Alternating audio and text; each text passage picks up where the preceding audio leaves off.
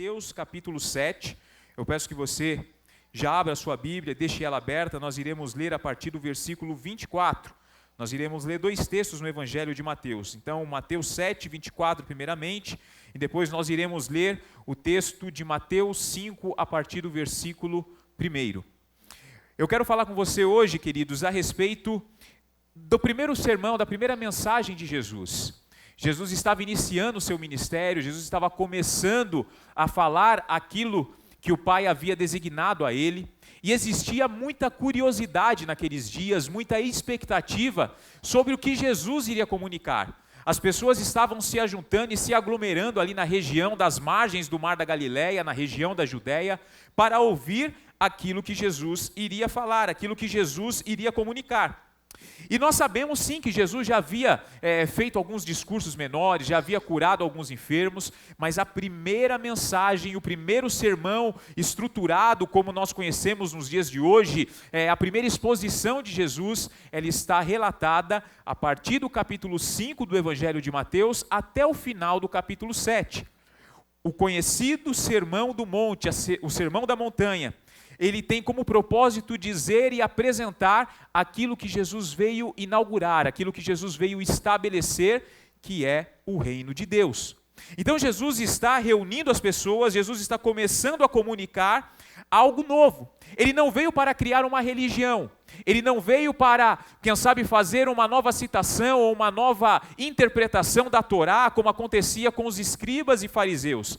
Não, Jesus veio para estabelecer e para inaugurar um novo estilo de vida. Ele veio para mostrar às pessoas que ele estava trazendo até elas o reino de Deus que se tornava acessível, e ele vai começar a falar nesse sermão, que é o Sermão da Montanha, de quais são as características daqueles que farão parte do reino de Deus, daqueles que são conhecidos como filho de Deus, daqueles que seriam os súditos dele nesse reino. Você está disposto a caminhar comigo nessa noite? Eu tenho certeza que será algo poderoso que Deus tem reservado para os nossos corações. Mateus 7, 24 é a conclusão do Sermão da Montanha. Jesus termina tudo o que ele ensinou, e Jesus falou sobre diversas situações, sobre diversos temas, do capítulo 5 até o capítulo 7, mas eu vou me atentar nessa noite sobre a primeira parte do Sermão da Montanha, que é a respeito das bem-aventuranças. Mas eu quero começar do final, olhando para aquilo que Jesus usa como a conclusão de tudo o que ele tinha comunicado aos seus discípulos e às multidões que estavam lhe ouvindo.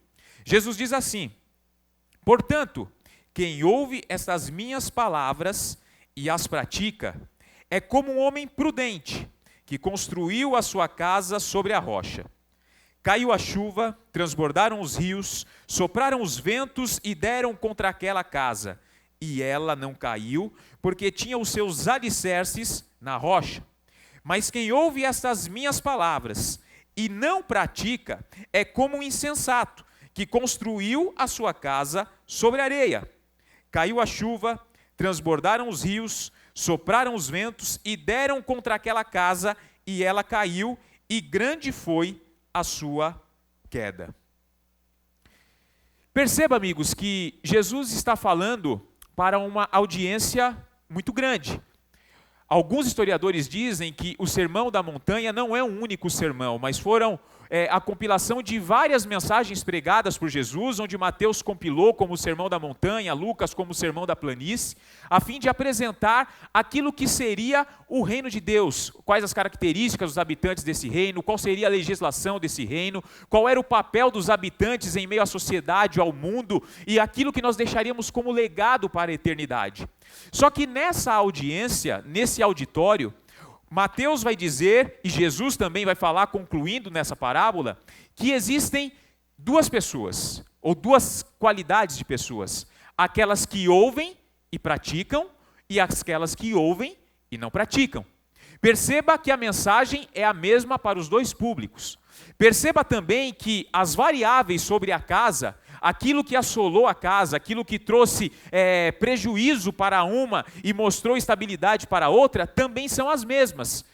O que difere são quem ouve e pratica e quem ouve e não pratica. Jesus vai dizer que aquele que ouve e pratica, ele compara como aquele que construiu a sua casa fincando os alicerces sobre a rocha. E pode vir qualquer adversidade, qualquer dificuldade contra ele, essa casa vai permanecer firme e inabalável, porque o seu alicerce também é firme e inabalável. Mas aquele que construiu a casa sobre a areia, esse daí vai ter prejuízo. Diz que a casa vai ser destruída e grande será a sua queda. E quando Jesus ele começa a falar isso, quando Jesus começa a comunicar essas palavras, Mateus conclui todo o Sermão da Montanha com uma referência muito importante, que você pode olhar a partir do versículo 28. Quando Jesus acabou de dizer estas coisas, as multidões estavam maravilhadas com o seu ensino, porque ele ensinava como quem tem autoridade e não como os mestres da lei. Nessa noite, amigos, eu quero me dedicar a falar com você sobre a primeira parte desse sermão tão importante de Jesus, que é o Sermão da Montanha e sobre as bem-aventuranças.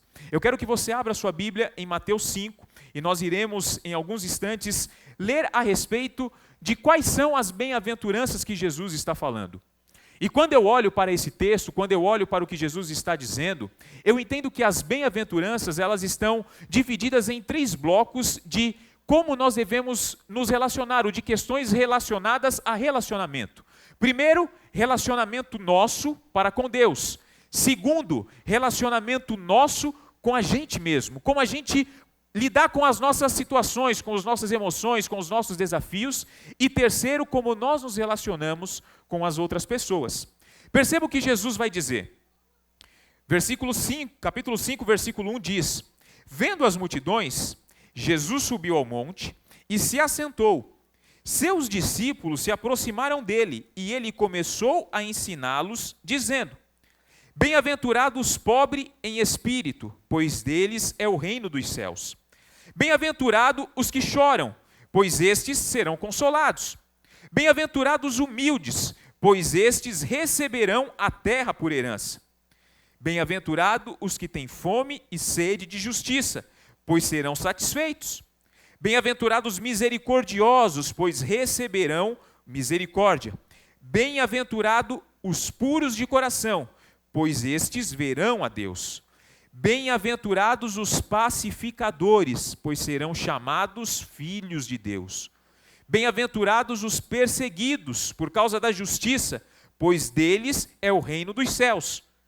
Bem-aventurados serão vocês, quando por minha causa os insultarem, os perseguirem e levantarem todo tipo de calúnia contra vocês.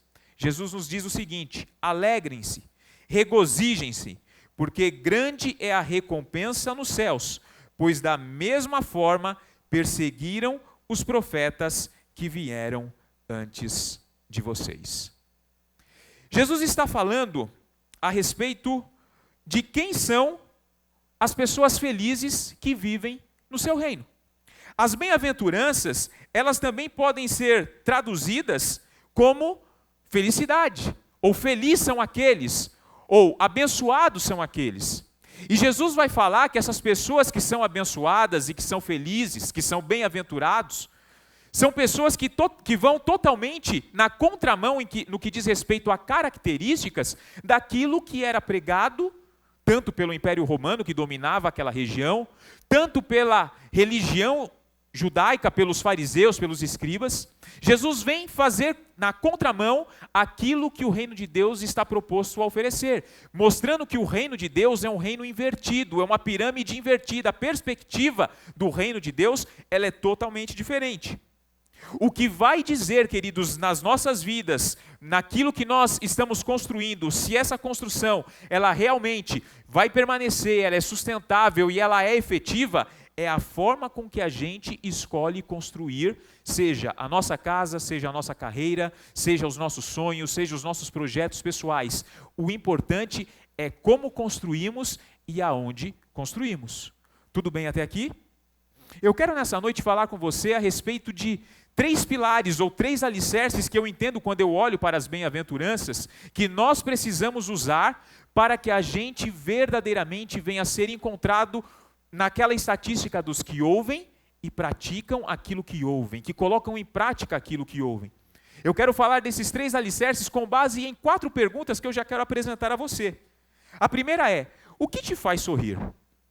E eu quero que você comece a pensar sobre isso enquanto a gente conversa. O que te faz chorar? A terceira pergunta que eu quero nessa noite olhar com você é: o que te motiva? O que te estimula a fazer o que você faz? E qual é a aparência que você tem sobre aquilo que você tem construído? Nós iremos encontrar as conexões com essas perguntas dentro desses 3 pilares que eu quero nessa noite falar com vocês. E quando eu olho para as bem-aventuranças, eu entendo que Jesus está dizendo que felizes são os filhos de Deus, os súditos desse reino, porque eles estão indo na contramão daquilo que o mundo espera.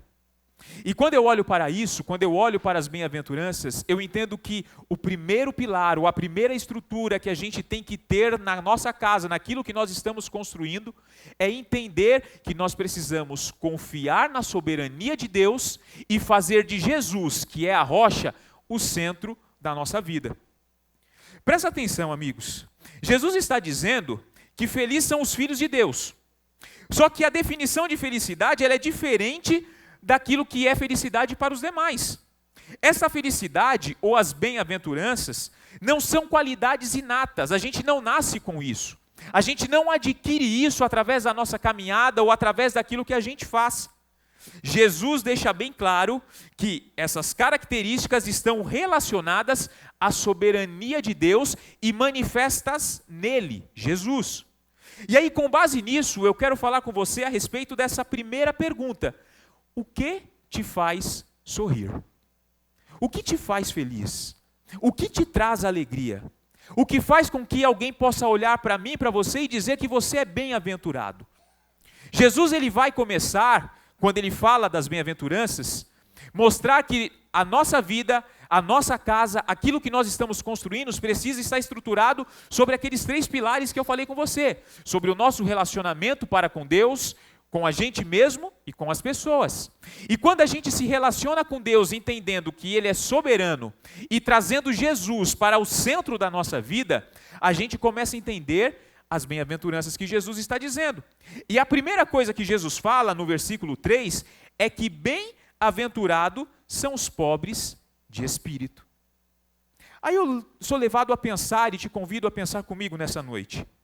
Como que é possível alguém que é pobre de espírito ser feliz? Ele é feliz porque ele não é orgulhoso. Porque a sua felicidade não está condicionada à arrogância ou à soberba. Ele é feliz independente da situação. Ele não construiu a sua felicidade, ou ele não condiciona a sua felicidade às suas conquistas pessoais. Mas ele reconhece que a verdadeira felicidade só é possível de ser encontrada em Jesus. Tudo bem até aqui? Você concorda com o que eu estou falando? Que se a gente for olhar para aquilo que a gente tem, para aquilo que a gente conquistou, para aquilo que a gente está tentando conquistar, nós estaremos sempre buscando coisas novas. Nós estaremos sempre com o vazio dentro do nosso coração, porque a felicidade plena só é possível de ser encontrada em Jesus.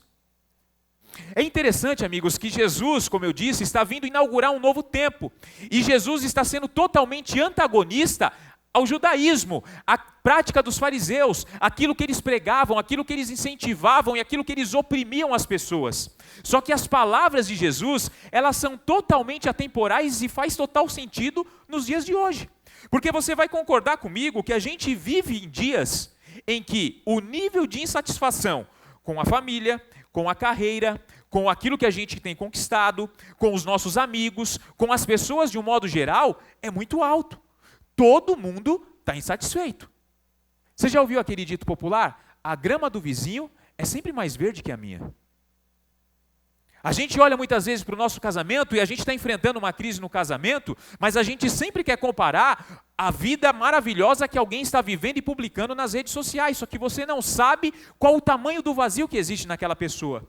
E muitas vezes a gente vê as nossas estruturas sendo destruídas, sendo arruinadas, porque a gente escuta a palavra, só que a gente não pratica. E quem escuta e não pratica está construindo, talvez com os mesmos alicerces, sobre a areia.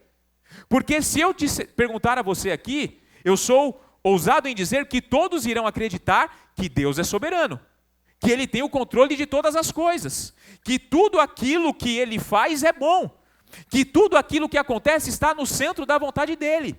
A gente concorda com isso, mas muitas vezes a gente não consegue viver isso. E Jesus está dizendo que bem-aventurados os pobres de espírito, porque deles é o reino de Deus. Sabe o que Jesus está dizendo em outras palavras? A gente só vai ser feliz, a gente só vai encontrar felicidade quando entendermos que tudo que temos, que tudo que conquistamos e que tudo que viermos a conquistar é mediante a graça revelada através da vida de Jesus. Eu sou mero mordomo, administrador daquilo que Deus tem me dado. E eu preciso aprender a encontrar satisfação nisso, porque a maior conquista que eu poderia ter é ser encontrado na categoria ou na classificação de alguém que faz parte do reino de Deus. Isso traz alegria para você? Porque isso traz alegria ao meu coração. Os pobres de espírito reconhecem que eles são limitados, que eles são falíveis, que por mais que eles se esforcem e conquistem, eles nunca serão autossuficientes. Nós somos totalmente dependentes de Deus. E sabe como a gente encontra alegria nisso? Sabe como a gente se torna bem-aventurado nisso? Comemorando as pequenas conquistas, vivendo cada dia como se fosse a última oportunidade, vivendo o dia de hoje como se Jesus voltasse hoje. Há cerca de uns 40 dias atrás, quando eu comecei a estudar esse texto, me preparando para o que eu estou comunicando com você nessa noite, eu me deparei com uma entrevista do Flow Podcast, acho que todos aqui conhecem, e eu te convido depois a assistir essa entrevista, com o escritor Augusto Cury. E o Augusto Cury, que é um psicanalista e que fala muito a respeito das emoções, a respeito da forma com que a gente se relaciona com a gente mesmo, com Deus, com as coisas, com as pessoas, ele fala que a gente vive hoje em uma geração que é a geração dos influenciadores, é a geração dos youtubers, é a geração daquelas pessoas que conquistam um sucesso de uma forma muito rápida, de uma forma meteórica. Se nós olharmos, queridos, há 20, 30 anos atrás, todo mundo teria como expectativa, quando criança, quando está ali na universidade, se tornar um médico, se tornar um engenheiro, se tornar um cientista. Hoje não. Hoje, se você chegar em qualquer faculdade, em qualquer colégio, as crianças querem ser influenciadores. As crianças querem likes, as crianças querem seguidores, os adultos querem seguidores. Cada dia mais a gente vê pessoas especialistas em todas as coisas. E essas pessoas só estão satisfeitas se elas estão conquistando cada dia mais. Hoje no mundo corporativo, e acredito que a maioria de nós estamos inseridos neles, não se fala em outra coisa a não ser alta performance.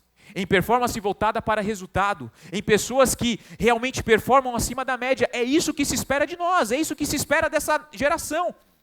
E infelizmente a gente deixa de comemorar e de ter satisfação com coisas pequenas. E quando o Augusto Cury fala isso, o Igor, que é o principal âncora do Flow, ele fala assim: cara, eu sou essa pessoa, porque eu sou insatisfeito, porque eu nunca estou feliz. Eu paro para pensar, eu chego no final de semana, eu estou trabalhando. Há alguns anos atrás, a gente conquistou o número X de seguidores, recorde em plataformas digitais aqui no Brasil. Eu não comemorei, porque eu já tinha uma meta programada que eu tinha que buscar no dia seguinte. E infelizmente, amigos, a gente está condicionado a isso. Eu sou vendedor e eu trabalho, e muitas vezes eu consigo bater a meta no meio do mês, às vezes eu bato no final do mês, mas a gente bate a meta e a gente já começa a pensar no que a gente tem que fazer no mês seguinte. Por quê? Porque nós estamos condicionados à alta performance, a gente não consegue usufruir e ter satisfação naquilo que nós estamos vivendo, nas pequenas conquistas. E quais são essas pequenas conquistas, Anderson? É de acordar todo dia pela manhã, abrir os seus olhos e poder contemplar esse mundo que foi criado por Deus, e que quando a gente entende que a gente é pobre de espírito, que a gente é pobre na nossa suficiência, a gente não tem condições de conquistar nada, de ser nada, mas a gente acorda recebendo o dom da vida, o sopro de vida, o fôlego de vida, a a oportunidade de movimentar as nossas pernas, de sair para ganhar o nosso pão de cada dia, de se relacionar com outras pessoas, a gente começa a comemorar, a gente começa a vibrar, a gente começa a ver que a vida faz sentido, porque tudo aquilo que nós temos é dado pelo nosso Pai Celestial, pelo nosso Pai amoroso, e só é possível através do sacrifício de Jesus na cruz do Calvário. E se a gente entende que a soberania de Deus é o alicerce principal, que tem que ser fincado sobre a rocha, que é Jesus, a gente caminha bem e a gente constrói algo que é sustentável e que vai perdurar para a eternidade. Faz sentido para você?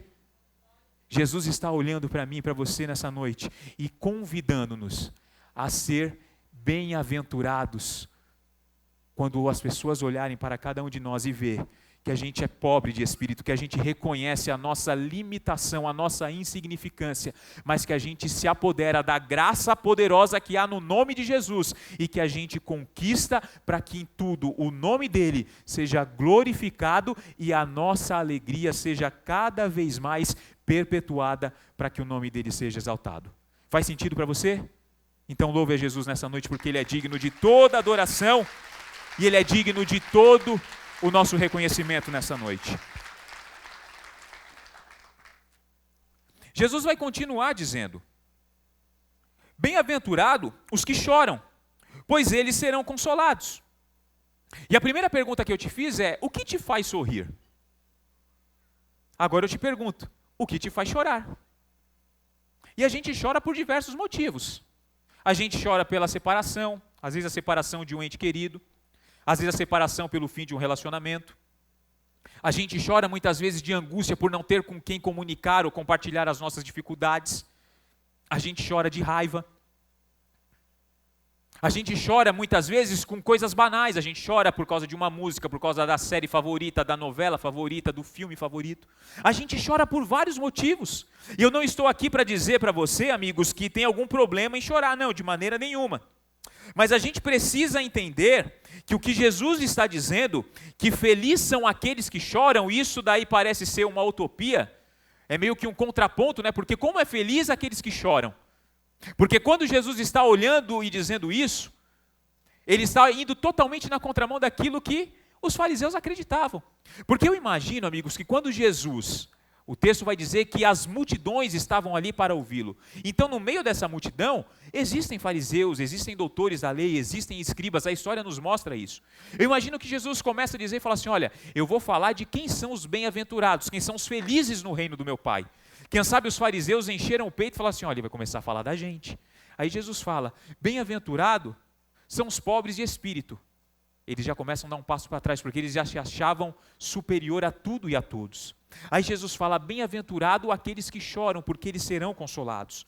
Só que o choro que Jesus está falando aqui é o choro daquele que reconhece que ele é pecador, de que ele é miserável, de que ele está condenado por ser alguém que vive numa vida de pecado, mas que ele encontra alegria e consolo quando ele olha para a cruz e vê que Jesus morreu na cruz, ressuscitou no terceiro dia e faz com que essa pessoa deixe de ser um pecador e passe a ser alguém que faz parte da família de Deus, alguém que passa a ser filho de Deus, alguém que através de Jesus é adotado para ser bem-aventurado, para ser feliz, porque ele sabe que por mais que ele chore com a sua limitação, com o seu pecado, com a sua condição, existe algo que o motiva, existe algo que traz alegria, que é a certeza de que ele será consolado. Por maior que sejam as suas adversidades, o seu pecado, quando esse choro é um choro de arrependimento e genuíno, ele tem satisfação e ele encontra consolo nos braços do Pai. Faz sentido, amigos? A gente chora muitas vezes por coisas que são realmente relevantes, que são legítimas. A gente chora às vezes por coisas que são banais, mas muitas vezes a gente deixa de chorar o choro do arrependimento, o de olhar para a gente mesmo, para a nossa situação, para quem nós somos, para a forma como que a gente vive, e arrependido se aproximar diante de Deus na certeza de que nós nos tornaremos pessoas felizes, porque Ele tem um consolo para cada um de nós. A palavra de Deus diz que aonde abundou o pecado, superabundou a graça de Jesus. Quando a gente entende isso, quando a gente entende a soberania de Deus e convida Jesus para ser o centro da nossa vida, a gente sai desse estágio de pecador e passa ao estágio de alguém que é bem-aventurado, de alguém que é santificado através do relacionamento com Jesus. A gente precisa se apoderar disso, amigos. A gente precisa todos os dias, quando a gente contemplar aquilo de mais precioso que o Senhor tem criado, e a gente esvaziar das nossas vaidades, das nossas falsas impressões e falsa sensação de que a gente pode conquistar alguma coisa, a gente chorar arrependido, falando: Senhor, eu sei que hoje ao longo desse dia, eu talvez não consiga ser perfeito, eu não consiga ser fiel a Ti em todas as minhas atitudes, eu posso pecar em alguma situação aqui, em alguma situação ali, mas eu estou alegre, eu choro, e esse choro se torna um choro de alegria, porque eu sei que diante de Ti, diante da cruz, os meus pecados estão perdoados, e eu sou condicionado a viver uma vida de bem-aventurança, olhando para as pessoas, e as pessoas olhando para mim, entendendo que eu sou feliz, que eu sou bem-aventurado, porque eu entendo que o alicerce que eu tenho que construir a minha casa é um alicerce onde o Senhor é soberano e aonde Jesus é o centro da minha vida. Faz sentido?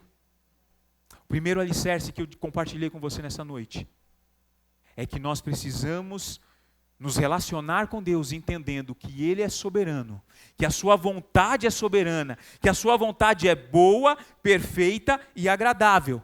Se nós entendermos isso, amigos, e se nós trouxermos Jesus para ser o centro da nossa vida, nós seremos bem-aventurados. E aí pode vir a tempestade, pode soprar o vento, os rios podem submergir, a nossa casa permanecerá inabalável, porque nós fincamos alicerces verdadeiros, firmes, alicerces que perdurarão para a eternidade, na rocha que é Jesus, na centralidade de Jesus nas nossas vidas e na soberania de Deus governando a cada um de nós.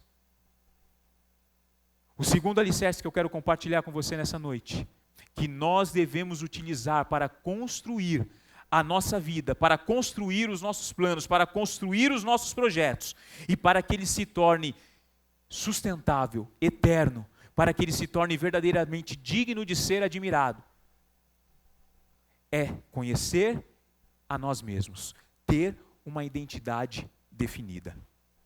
Primeiro alicerce: tenha Deus como centro, como soberano na sua vida e Jesus como centro da sua vida. Segundo alicerce: olhe para você e tenha uma identidade definida. Ao longo desse ano, amigos, nós temos falado muito sobre isso, sobre quem somos, sobre o que Deus espera de nós e sobre o que Deus fez em nós e espera fazer através de nós. E quando a gente tem uma identidade definida, quando a gente tem uma identidade bem resolvida, a gente pode responder a terceira pergunta que eu quero te fazer nessa noite. O que te motiva? O que faz com que você levante todos os dias, saia da tua casa para conquistar alguma coisa no teu trabalho? O que te motiva a uma quarta-feira como essa, onde você poderia estar na sua casa, quem sabe descansando, se preparando para o dia de amanhã, e você escolhe estar aqui no Quartas Convida para prestar um culto de adoração a Deus? O que gera essa motivação em você? As coisas que você faz com qual motivação? Jesus vai continuar dizendo, e quando ele começa a falar desse segundo momento das bem-aventuranças, ele fala a respeito de bem-aventuranças ou de pessoas felizes que são resolvidas consigo mesmo. E aí Jesus vai continuar dizendo, a partir do versículo de número 5, que bem-aventurado os humildes, pois eles receberão a terra por herança. É muito engraçado, amigos, que hoje é difícil você entender que uma pessoa é feliz sendo humilde. E humilde, aqui nós não estamos falando, amigos, de recursos financeiros, ou de posses, ou de propriedades, não. Humildade é um estado, é um estilo de vida, é a forma com que eu escolho me relacionar com as coisas que acontecem no meu dia a dia. Tem algumas versões que falam que bem-aventurados são os mansos. Eu gosto muito da paráfrase de Eugene Peterson, porque ele faz a apresentação dessa bem-aventurança da seguinte maneira. A paráfrase dele, que é a mensagem, diz assim: Abençoado são vocês, que se contentam com o que são, nem mais, nem menos.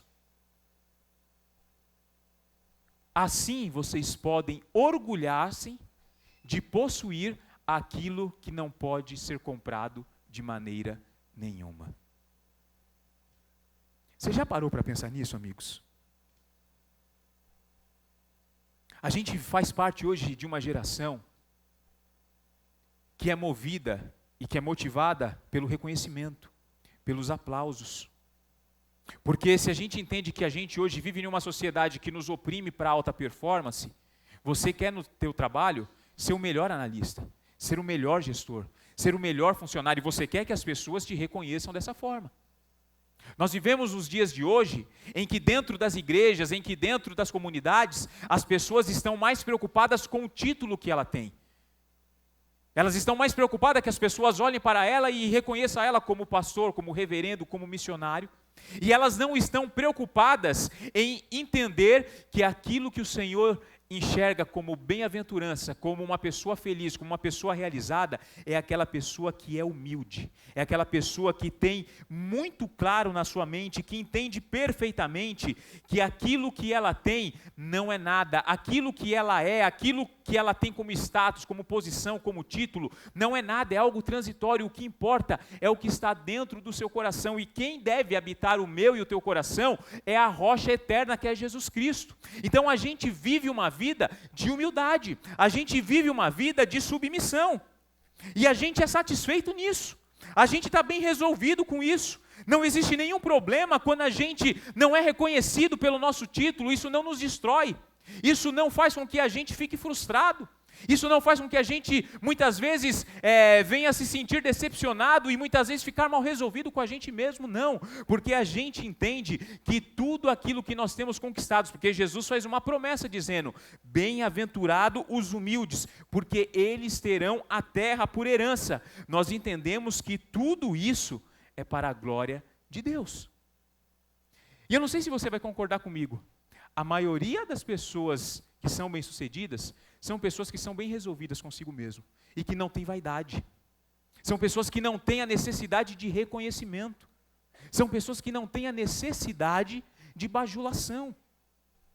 E é interessante que, quando a gente olha para o versículo 28 e 29 do capítulo 7, diz que as multidões, ouvindo o que Jesus dizia, ficaram maravilhadas, porque ele ensinava como alguém que tem autoridade, e não como os mestres da lei.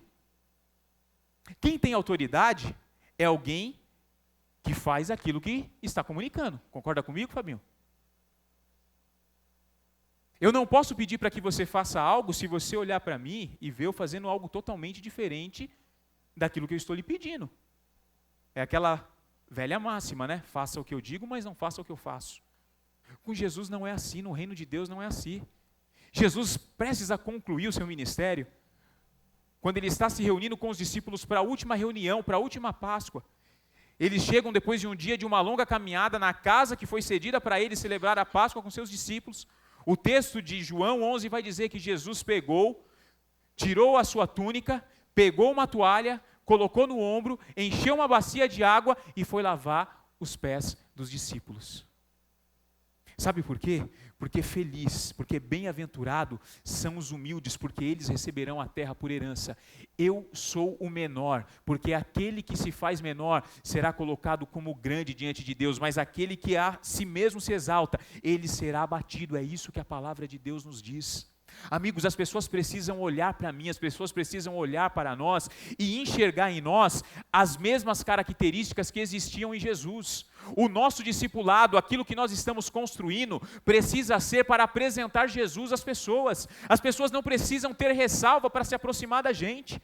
As pessoas não precisam ter ressalva para, quando chegar o final dessa reunião, se aproximar do pastor Fábio, do pastor Jorge, de mim, do Eliel, não. Porque nós não somos diferentes de nenhum de vocês, nós somos participantes do mesmo reino, servimos ao mesmo Senhor e estamos caminhando para o mesmo objetivo, que é encontrar-se apto no dia que Ele voltar para buscar a sua igreja. porque lá no céu não vai haver distinção, não tem status, não tem posição, não tem hierarquia. O único que ocupa um lugar de excelência é o nosso Pai Celestial, é o nosso Pai soberano, mas nós somos todos cooperadores da sua obra. Então nós somos desafiados por Jesus a viver em humildade. Nós sabemos quem somos. A nossa identidade ela é muito bem definida. A nossa identidade ela é muito bem resolvida, porque quem precisa toda hora de autoafirmação, alguma coisa você pode ter certeza que tem ali. Quem precisa toda hora ficar se justificando, alguma coisa tem ali.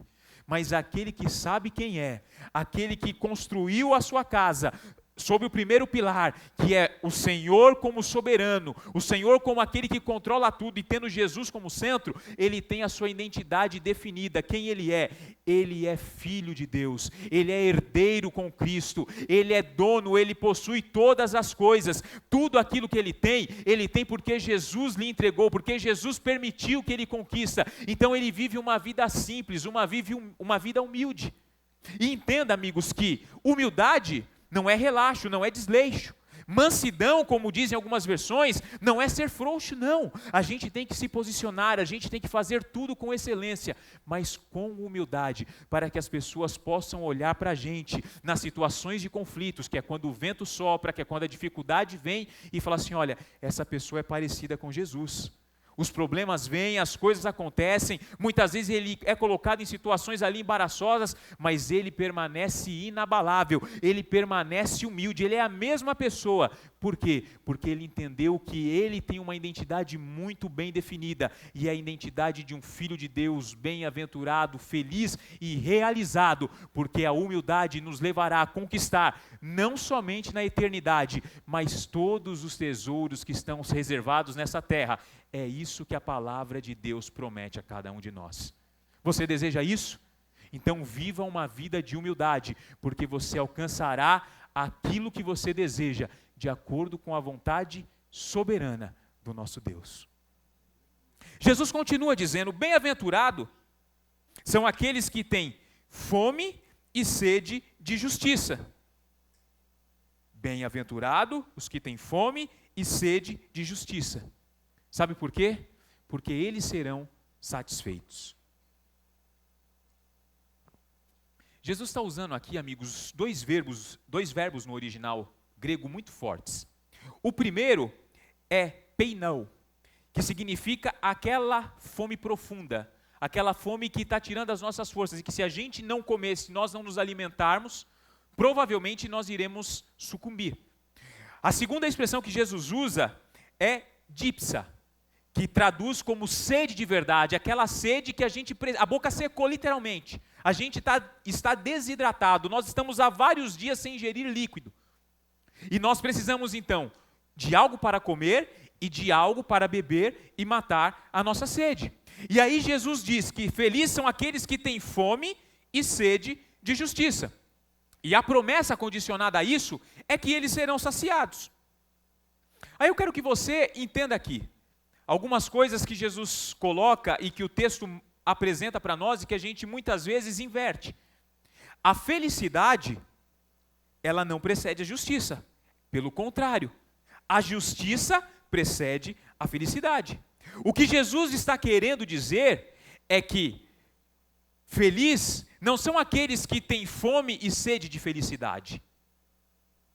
Jesus não está dizendo que feliz são aqueles que precisam estar com tudo muito bem resolvido em todo momento. Jesus não está dizendo que felicidade são aquelas pessoas que conseguiram conquistar tudo o que desejavam.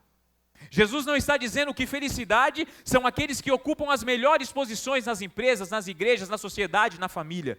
Jesus está dizendo que felicidade, que bem-aventurado e que uma pessoa realizada é aquele que tem fome e sede de justiça. Porque se ele tiver fome e sede de justiça, ele será saciado. Para ficar mais claro para você o que Jesus está dizendo, nesse mesmo sermão da montanha, um pouco mais à frente, no capítulo 6, versículo 33, Jesus vai dizer assim: busquem, pois, em primeiro lugar o reino de Deus e a sua justiça, e as demais coisas lhes serão acrescentadas. Jesus está dizendo que feliz é aqueles que têm uma necessidade incontrolável de fazer a sua vontade. Jesus está dizendo, amigos, que aqueles que estão preocupados primeiramente com as coisas desse mundo, vão ver a sua casa ruir, vão ver a sua casa desmoronar. Porque hoje, amigos, a gente muitas vezes troca a oportunidade que temos de nos reunir aqui, de nos reunir no pequeno grupo, de nos reunir nos cultos de domingo, nas reuniões de domingo, seja ela de manhã, seja ela à noite, porque temos muitas vezes outros compromissos que são muito mais importantes, ou que nós julgamos muito mais importantes, ou que irão trazer para nós muito mais felicidade. Eu me lembro que quando eu era mais novo, as pessoas costumavam dizer, olha, quando eu ficar velho eu vou servir a Deus. A gente quer usufruir de tudo aquilo que Deus tem para nos dar, a gente quer sim viver uma vida de conquistas no reino de Deus, de conquistas no reino da terra, nós queremos ser bem-sucedidos na nossa carreira, nós queremos ser bem-sucedidos na nossa família, aí na hora que nós estivermos ali, no final da vida, a gente vem e resolve servir a Jesus. Jesus está dizendo que aqueles que ouvem a minha palavra e não praticam, estão construindo uma casa, às vezes com alicerces que parecem até ser alicerces legítimos, mas estão construindo no lugar errado, que é sobre a areia.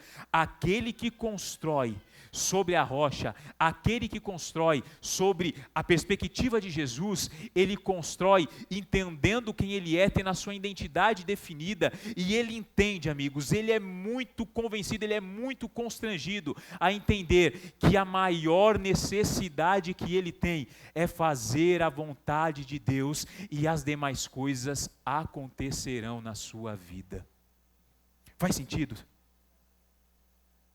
Quando a gente entende isso, amigos, a gente começa a prosperar, a gente começa a ter uma vida de satisfação, porque prosperidade não é ter 1 milhão na sua conta, prosperidade não é trocar de carro todo ano, prosperidade não é ter uma casa na cidade, uma casa no campo, uma casa na praia, e não há nenhum problema em ter isso, mas quando isso é a condição para que a gente seja feliz, está errado. Felicidade é entender que quando a gente está cuidando das coisas de Deus, Deus está cuidando de tudo aquilo que é nosso, dos nossos sonhos. Jesus está dizendo, olha, se vocês abrirem mão do mundo, se vocês abrirem mão das vossas vontades, se vocês abrirem mão de tudo isso, em prol do reino de Deus e buscar Ele e a sua justiça, eu sou ousado em dizer a vocês, as bênçãos correrão atrás de você. Nós precisamos, amigos, de uma vez por todas entender que tudo aquilo que nós esperamos, que nós desejamos, nós iremos conquistar quando colocarmos a mão no arado, não olharmos para trás e prosseguirmos em direção a fazer a vontade daquele que nos comissionou. A nossa casa permanecerá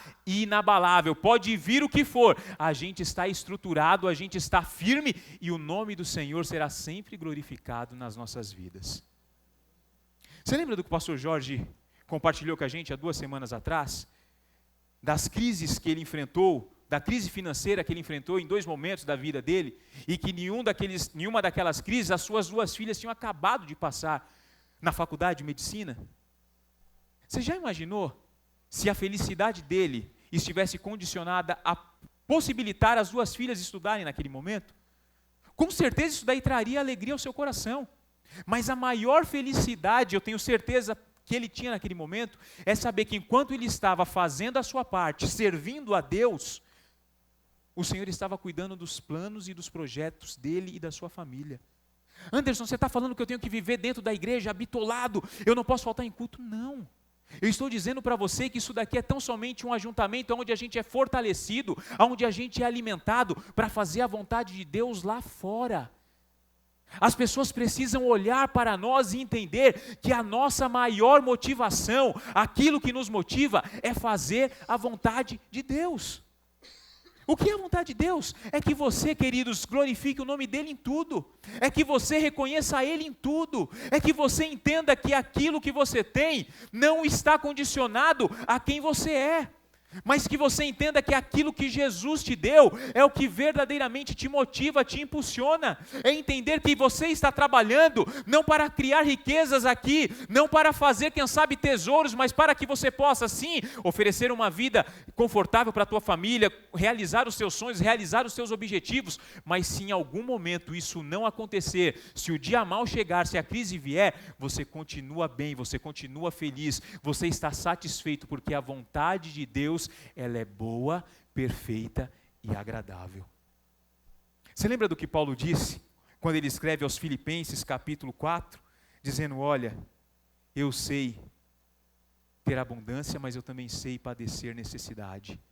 Isso só compreende, isso só é possível de se viver, amigo, quando a gente tem a certeza de que todas as coisas que nós temos é para glorificar o nome do nosso Senhor. A conclusão disso é que a justiça em relação a nós mesmos, a justiça em relação à nossa vida era condenação. A justiça em relação ao Anderson, em relação ao José, a Maria, era condenação. Nós somos pecadores, todos pecaram e destituídos estão da glória de Deus. Mas Jesus veio, fez justiça por nós, morreu na cruz, ressuscitou no terceiro dia e nós nos tornamos santos. Não deixamos de ser pecadores, nós saímos do estado de pecador, nós não vivemos numa vida de pecado. Então, por eu entender que essa justiça de Deus, ela foi feita na minha vida, eu vou buscar, eu vou ter fome e sede de justiça. E a justiça que eu quero viver é fazer a vontade do meu Pai. Jesus disse, eu tenho um único objetivo, é fazer a vontade daquele que me enviou. Se você deseja isso também, eu te convido nessa noite a fazer essa autorreflexão e entender se aquilo que tem motivado você verdadeiramente tem glorificado a Deus no dia a dia. O primeiro pilar que a gente precisa usar para construir a nossa casa sobre a rocha é entender que Deus é soberano e que Jesus é o centro das nossas vidas. O segundo pilar é entender que a gente tem uma identidade definida, filhos de Deus, que glorificam a Deus em tudo aquilo que faz. E o terceiro pilar, caminhando para o final da minha participação nessa noite, está relacionado a como a gente se relaciona com as pessoas, com o mundo, com quem está lá fora. O terceiro pilar é: viva de forma piedosa diante dos homens. Qual a aparência daquilo que você tem construído? Eu te falei que nós iríamos construir essa mensagem nessa noite sobre 4 perguntas. O que te faz sorrir? O que te faz chorar? O que te motiva? E qual a aparência que o mundo tem, que as pessoas têm e que você tem daquilo que você tem construído? A gente, amigos, precisa entender que quando Jesus ele fala dessas primeiras bem-aventuranças, ele está falando de coisas que estão relacionadas às nossas características, que estão relacionadas ao nosso estilo de vida, a forma com que a gente vive, aquilo que a gente compreende e que a gente extrai de Deus.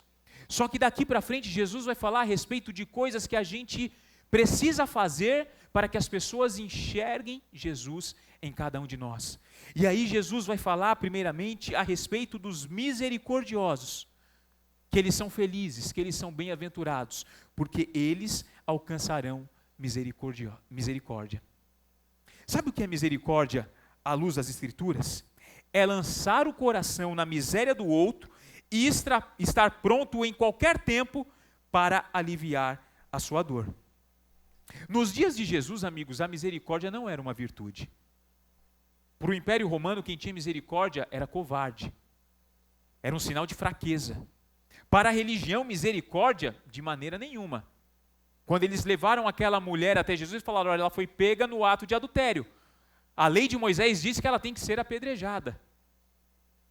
Só que Jesus olhou e disse para eles assim, olha, aquele que não tiver pecado, atire a primeira pedra. Jesus está olhando para aquela mulher, está olhando para cada um de nós nessa noite, dizendo, se você tiver misericórdia, e se as pessoas olharem para você e enxergar que você é alguém misericordioso, vai chegar um dia que você vai precisar de misericórdia, e a misericórdia estará acessível a você. E amigos, às vezes é difícil ser misericordioso. Às vezes é difícil se colocar no lugar dos outros. Às vezes a gente se relaciona com pessoas que elas literalmente desafiam a nossa paz, a nossa paciência, mas Jesus está dizendo, nós precisamos ser misericordiosos. Jesus está preso na cruz do Calvário, sofrendo a maior dor que alguém já sofreu nessa terra. Ele olha para o Pai e diz assim: Pai, tem misericórdia deles, perdoa eles, porque eles não sabem o que estão fazendo. Aquele que tem misericórdia, ele vai alcançar misericórdia no tempo oportuno, porque a palavra de Deus diz que a causa de nós não sermos consumidos é que a misericórdia do Senhor, ela é infinita, ela se renova toda manhã sobre as nossas vidas. Amigo, viva uma vida de misericórdia, viva uma vida sem querer ver a desgraça dos outros, sem ficar feliz, não tenha satisfação, não tenha felicidade, quando alguém muitas vezes é oprimido, quando alguém muitas vezes está passando por alguma coisa, você fala, olha, ele está passando por aquilo porque ele mereceu, ele fez por onde? Não, seja misericordioso, peça que a misericórdia de Deus alcance ele, porque da mesma forma que ela alcançou a tua vida uma vez, você pode precisar da misericórdia lá, nós precisamos da misericórdia todos os dias, e se nós formos misericordiosos, o Senhor terá misericórdia de nós, pode vir o vento, pode vir a tempestade, a nossa casa vai permanecer firme e inabalável, porque o Senhor tem misericórdia sobre as nossas vidas. Você crê nisso? Eu convido os nossos amigos do louvor para subir aqui. Eu estou caminhando para o final. Jesus diz: bem-aventurado os puros de coração, pois eles verão a Deus.